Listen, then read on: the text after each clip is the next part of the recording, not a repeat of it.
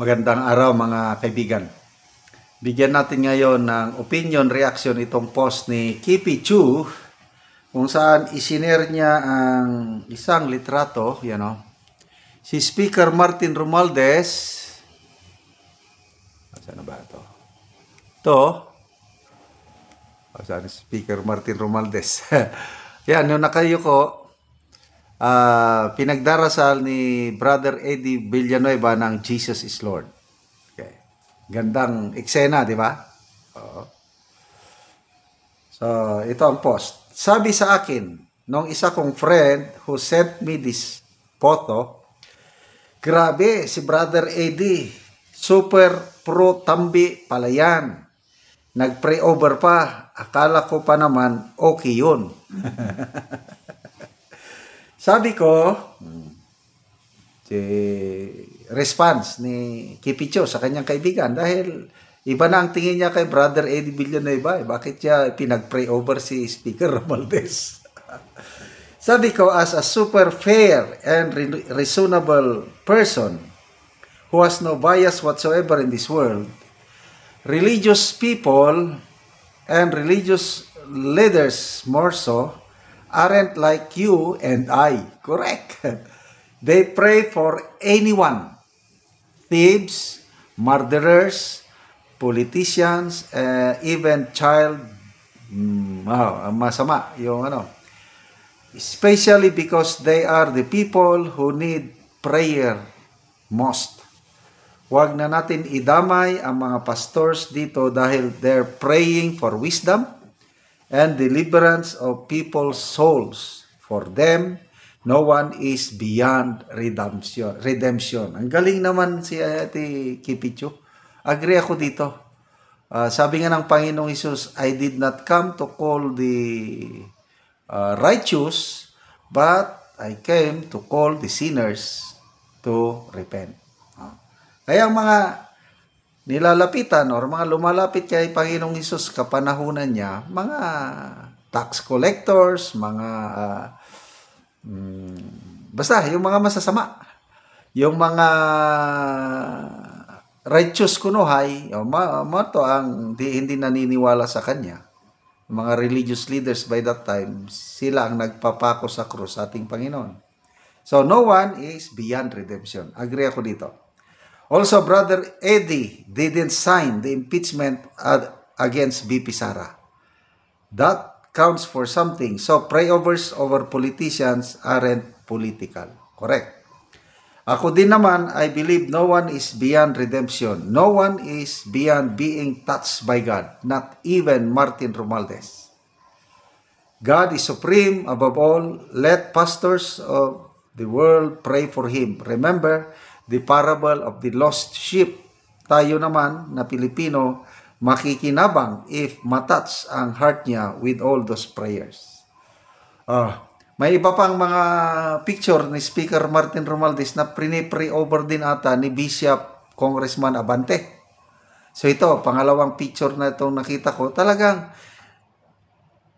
baka ito na, galaw na ito ng Diyos na first time ko in 3 years, ngayon ko lang makita na nagpapa-pray over si si speaker.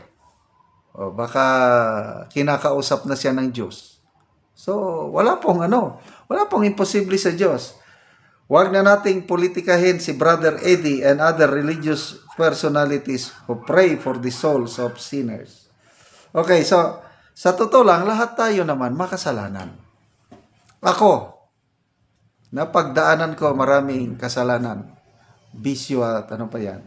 Kaya lang, may mga nagdasal sa akin at unti-unti yung kapangyarihan ng Diyos sa pamamagitan ng banal na Espiritu Santo, unti-unti na naliliwanagan ako na napakasama ko palang tao at naliwanagan ako na hindi ko kayang iligtas ang sarili ko. Hindi ko kayang iwasan ang aking mga kasalanan, aking mga bisyo. At nung totally isinorender ko na ang buhay ko sa Panginoon, doon na, nag-work na ang kapangyarihan ng Panginoon sa akin at unti-unti binabago niya ako. Up to now, tuloy-tuloy pa rin yung pagbabago na yan. I am a work in progress sa paningin ng Diyos. Kaya, maganda ito. Nagpapa-pray over si Speaker Martin Romualdez. Tayo rin ang makikinabang. Okay, magbasa tayo sa mga comments. Adrian Pascual, anointing, last rites, or commendation ba yan? Eduardo Castillo, I agree that religious people like Eddie Villanueva don't choose whom they pray over. However, a true pastor of God should be discerning enough not to allow God to be used for political propaganda. Eddie Villanueva should have only agreed if everything was done away from cameras and in private. In this particular case, he is as guilty as Romualdez in using God. Bakit kaya lumabas itong picture na ito? Agree naman ako dito na yung wala na sanang kuhan, hindi na napag-alaman yung... Kasi prayer, it's just between you and God. Bakit may camera? Tama rin ito. Para bang gustong ipalabas na ano na si speaker, talagang maka-Diyos, makabayan, yung speech niya sa kanyang, nung nanalo na siyang Speaker of the House, sabi niya, ang kaban ng bayan ay hindi dapat ninanakaw. Ang serbisyo ng bayan, bawat sintimo ay dapat mapunta sa Tapos sabi ni Senator Amy na ginagawa niyang tanga ang taong bayan. Hoy, sabi niya, ang kakapalan ng mukha mo, wala nang gamot. Anyway, wala akong problema dito sa pagpa-pray over ni Speaker Romualdez. The more na mag-pray over sa kanya, the better. Okay. Alvin Yu, there's no impossible with God. Prayer is so powerful that it can soften the stone-hearted person. Yan. Yara Litinads, let's remember the story of Zacchaeus in the Bible. Correct. Zacchaeus, chief tax collector.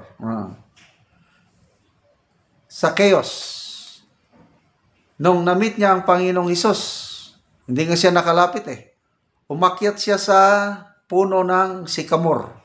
Ano bang itsura ng sycamore tree? Makyat doon. Kasi hindi niya gusto lang niyang makita si Panginoong Hesus. Kaya lang, during their time, yung panahon iyon, basta tax collector ka, masama kang tao. Kasi grabe ang pangungurakot. Yun. Tax collector siya. Chief tax collector. Dami niyang nakurakot. Gusto niyang makilala ang Panginoon. Maliit siya. Hindi siya makalapit sa Panginoon dahil maraming tao. Umakyat siya sa sycamore tree. So pagdaan ng Panginoong Hesus, alam na ng Panginoon na nandun si Zacchaeus. Kaya sabi niya, baba ka dyan, Zacchaeus. Punta ako sa bahay mo. Pagdating sa bahay, yun na. Nagsisi na sa kasalanan itong si Zacchaeus. Sabi niya, Lord, yung mga na kurakot ko, yung mga naluko ko, ibabalik ko. I don't know, 4 times ba yun? Yun. Nagsisi siya. Willing ako ibigay ang aking kayamanan sa mga pobre. Sabi niya, ano ang sabi ng Panginoon? Salvation has come into this house. Ang kaligtasan dumating na sa pamilya ni Zacchaeus. Ayun. So lahat tayo, Zacchaeus. Lahat tayo makasalanan na nangangailangan ng kapatawaran ng ating Panginoon. So, ang kapatawaran ng Panginoon, na-summarize yung gospel o yung ebanghelyo, ABC. A, accept that you and I, we are sinners. B, believe. Maniwala na namatay at nabuhay muli ang Panginoong Hesus para sa kapatawaran ng lahat ng ating kasalanan. And then letter C, commit o surrender our lives to the Lordship of Jesus Christ. Ang masusunod, kagustuhan ng Diyos yun. Not my will, but your will be done. Yun po ang ibig sabihin ng pag-surrender sa Panginoon. Magiging maghari siya sa ating buhay. Kung nagawa natin yan, yung ABC, at the time of our death, we can be assured, Kasi napatawad ng ating kasalanan eh. We can be assured ng ating kaluluwa, spirito at kaluluwa, makakabalik sa langit kasama ang Diyos.